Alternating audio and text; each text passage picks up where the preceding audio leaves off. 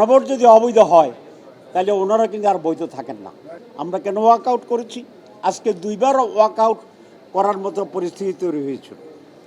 একবার হচ্ছে মাননীয় স্বরাষ্ট্রমন্ত্রীর যে বক্তব্যের জবাবে ভিতরে আমাদের মাননীয় এমপিগণ যথেষ্ট প্রটেস্ট করেছে, কিন্তু এটা এত গুরুতর ছিল, আমরা যদি ওয়াকআউট করতাম ইট উড বি জাস্টিফাইড, কিন্তু আমরা সেটা করিনি। আমরা চেষ্টা করেছিলাম সেখানে কন্টিনিউ করার জন্য, কিন্তু সর্বশেষে আমরা এটা এই জন্য করেছি যে কথাটা আসছে যে গণভোট বিএনপি এবং আমরা সকলেই এটার পক্ষে ছিলাম এবং আজকের মাননীয় প্রধানমন্ত্রীও নির্বাচনী প্রচারণায় গণভোটে হাঁ দেওয়ার জন্যে ওনার লোকদেরকে বলেছিল। 2 নম্বর হচ্ছে, আপনারা জানেন গণভোটের ব্যাপারে 2টা দাবি ছিল। আমরা বলেছিলাম গণভোট আলাদা হইতে হবে, গণভোটকে ইমপ্লিমেন্ট করতে হবে, তারপরে সংসদ নির্বাচন আলাদা হইতে হবে। কিন্তু বিএনপি বলেছে যে গণভোট এবং নির্বাচন একই দিন হইতে হবে।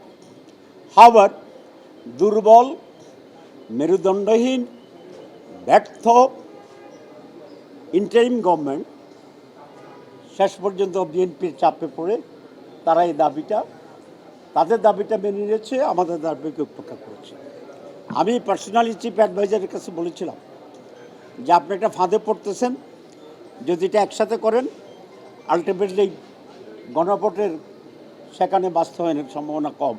তাই হয়েছে, এখন উনি আফসোস করেন, কিন্তু এতে কোনো লাভ নেই।